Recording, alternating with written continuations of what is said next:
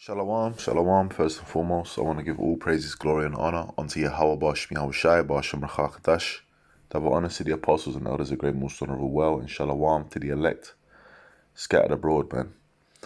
And I was checking the news out, and I saw this article on which stood out to me.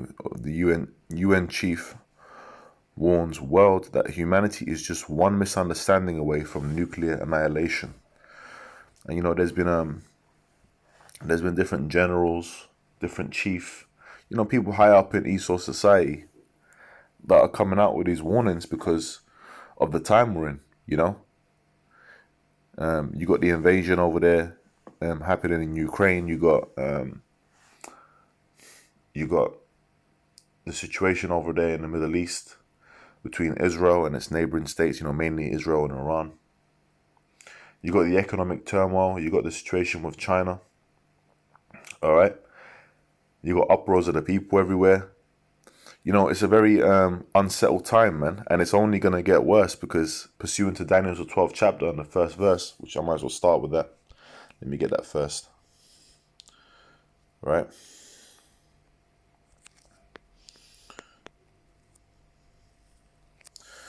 It says, and at that time, what time? The time of the end. Shall Michael stand up, the great prince which standeth for the children of thy people, and there shall be a time of trouble, such as never was since there was a nation, even to that same time. So this time that's coming is going to be like no other time in history. It's going to be the worst time, man. Great trouble. Okay. It says, and at that time thy people shall be delivered, every one that shall be found written in the book, and the elect are the ones that are written. Okay. The elect of the nation of Israel. That's who it's referring to here. Are going to be the ones that's delivered from this coming destruction. All right. Now let me get a quick precept on that. Talking about the destruction. This is the Jacob's trouble. That trouble. This is Jeremiah chapter 30 verse 7. It says, alas, for that day is great, so that none is like it. It is even the time of Jacob's trouble, but he shall be saved out of it. All right. And he's referring to the elect. All right. So it's going to be a crazy time. And, these warnings are coming out because ultimately, according to prophecy, there will be nuclear annihilation, man. All right. Because America, which is Babylon the Great in the scriptures, is going to be completely destroyed by thermonuclear destruction. All right. And also the lasers from the chariots, the so-called UFOs or UAPs, however Esau phrases it. Okay. That the Lord's coming back with, man. The ships that the Lord's coming back with. It says, Secretary General Antonio Guterres said that the crisis with nuclear undertones are festering, citing the Middle East, North Korea, and Russia's invasion of Ukraine. Humanity is just one misunderstanding away from nuclear annihilation. And, we're very close now. For those that are learning, you might be watching these videos, you might be seeing the news and getting excited, because, World War III prophecies, and that's good. It's a good thing that we're in exciting times, man, because we're seeing a lot of prophecies come to pass. However, the scriptures say, wait not my love till he please, meaning what? That, there's an order of things that need to happen before Yahushai comes back and delivers us and destroys this place. All right. Now, because the Lord's going to come, America's going to be destroyed. The Lord's going to be coming. Okay, just in the midst of all of that chaos, man. Now, now the prophecy in Revelation, the 13th chapter and the 16th verse, all right, let me get it. This is the main prophecy that we're waiting for, that must come to pass before, things really get to that point where, the nukes are flying. All right. This is Revelation 13 and 16. It says, and he causeth all, both small and great, rich and poor, free and bond, to receive a mark in their right hand or in their foreheads, and that no man might buy or sell, save he that had the mark or the name of the beast or the number of his name. All right. And that's talking about the digital ore, the thing that they want to put under your skin, man. All right. you watch that, you got that advisor. Well, Carl Schwab said it himself, and you had his advisor that was saying, look, we've got to get everyone, we've got to get one under the skin of everyone. That's the next step. And that's something that these international banking elite have been planning for a long time, man. All right. And it's and the reason for that is because it's prophecy. The Lord has put it into their mind to do so. All right. So that's the major thing we're waiting for right now. But eventually, what's going to happen is, once that's implemented as a mandatory, all right, everything's going to move quick from there. And eventually, this is what's going to happen. This is Revelation 18. Actually, before I get that, I want to get Malachi. Let me get Malachi 4:1. This is Malachi chapter 4, verse 1, regarding that nuclear annihilation. For behold, the day cometh that shall burn as an oven, and all the proud, yea, and all that do wickedly shall be stubble. And the day that cometh shall burn them up, saith the Lord of hosts, that it shall leave them neither root nor branch. So there's going to be a day that's going to burn as an oven. Now, what's that talking about? It's going to be that when you look at the heat that's generated of those nukes. Okay, if you remember, the Lord said He's going to come with fire. Okay, that's how the Lord's going to take this place out, man. That's how the Lord's going to bring the destruction. So it's going to be, there's going to come a day where it's going to burn as an oven, man. All right? There's going to come a day where, when the nukes are flying, they're going to be hitting different places. The main place it's going to be hitting is America. All right? Where people are going to be burnt to a crisp on the shores, on the land of America, man. Okay? It's gonna feel like they're in a super heated hot oven. Okay? And they're gonna feel that plague, because the missiles are plagues. All right? Pursuant to, let's get 2nd Ezra, is it 15? Yeah, this is 2nd Ezra 15, verse 11. It says, but I will bring them with a mighty hand and a stretched out arm, and smite Egypt with plagues as before, and will destroy all the land thereof. Now, when you look at the land of Egypt, okay, that land is not destroyed. You still got people living there today. All right? It's not completely destroyed. So what's it talking about? This is talking about modern day Egypt, which is America. All right?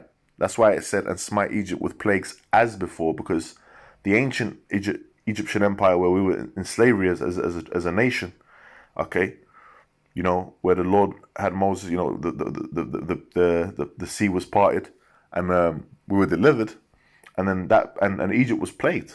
All right, you had the firstborn, all of that. Now, that was the ancient Egypt, but the Lord said, "No, I'm gonna deliver you out of this Egypt. This is the modern day Egypt, man. Okay, and I'm gonna smite this place as before, man." And what's the final plagues that's gonna come towards America? The thermonuclear destruction. How do we know that? Let's prove that. Let's prove that it's a plague.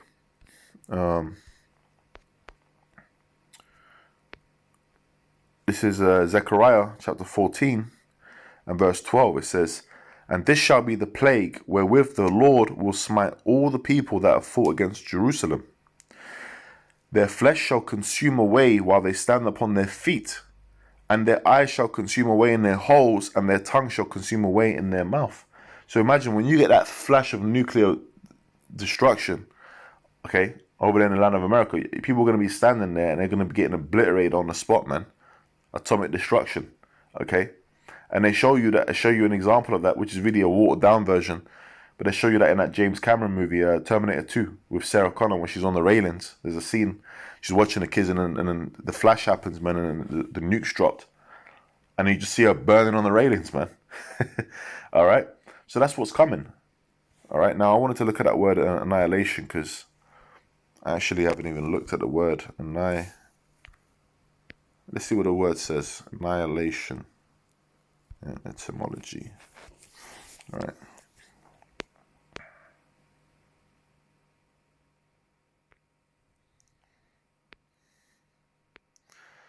Right.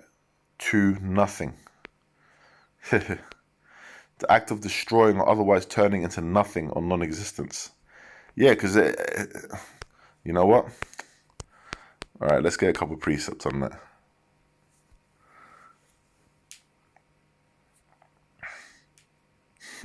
It reminds me of a couple scriptures. So let's read this. This is Revelation chapter. Actually, do I want to get?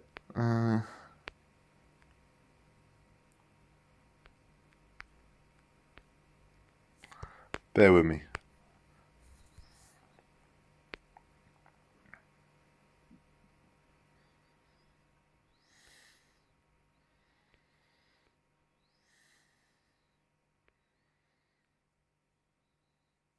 This is Isaiah chapter 13, verse 19. And Babylon, talking about America, the glory of kingdoms, the beauty of the Chaldees' excellency, shall be as when Yahweh Shai overthrew Sodom and Gomorrah. And Sodom and Gomorrah was destroyed by that fire, man. Alright? It shall never be inhabited, neither shall it be dwelt in from generation to generation. It's going to become that forbidden zone, man. Right? You know, Planet of the Apes. Okay, there's going to be nothing. You know, it says, neither shall the Arabian pitch tent there, neither shall the shepherds make their fold there. Okay? But wild beasts of the desert shall lie there, because it's going to become a desert land. Alright? All those buildings that you see over there in America, everything you see is going to be completely wiped down and disintegrated, man. And their houses shall be full of doleful creatures, and owls shall dwell there, and satyrs shall dance there. Now, another scripture I was thinking about, okay, when I read the definition of annihilation, was this scripture, which ultimately the Lord's going to come to annihilate, okay, all the remaining armies. And, you know, the Lord's coming with fire, man. That's Isaiah 66 and 15, and the saying of the Lord shall be many. Now, I'm just going to get straight to the point. When you read 2 Ezra 13, I ain't going to read it now, because I'm a bit limited for time. But when you read 2 Ezra 13, it goes into the destruction, it goes into Yahushua coming with the angels, and you know, that war in heaven, pretty much, Michael and his angels, and Satan and his angels. Satan and his angels talking about Esau and his armies. Okay, all these armies are going to bound together and come against the Lord. All right, a movie that kind of shows that is Independence Day. All right.